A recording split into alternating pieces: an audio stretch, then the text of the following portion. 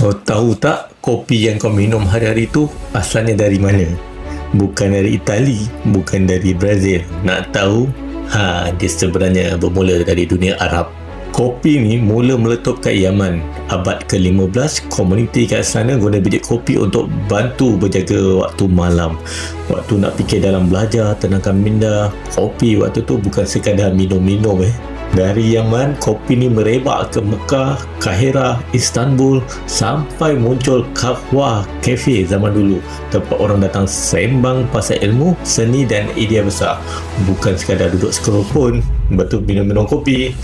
Pernah juga satu masa dulu kopi ni kena kecam. Ada pihak kata minuman ni terlalu kuat sampai kena sekat waktu tu. Tapi bukan di Malaysia lah, ni cerita dunia. Tapi bila orang nampak manfaat dia, terus jadi budaya, jadi simbol orang yang suka fikir dan cipta. Ingat kopi, ingatlah pemikiran. Bila kopi ni masuk Eropah, terus jadi barang mahal lah. Macam biasa Eropah kan, kedai kopi tumbuh merata. Tapi ramai tak tahu perkataan kopi itu asalnya dari bahasa Arab, kahwah. Hari ni kopi datang dalam pelbagai gaya. Macam ada latte, espresso, ada yang cold brew, tapi asal dia tetap sama. Minuman yang bantu orang push diri, tahan mengantuk dan terus jalan.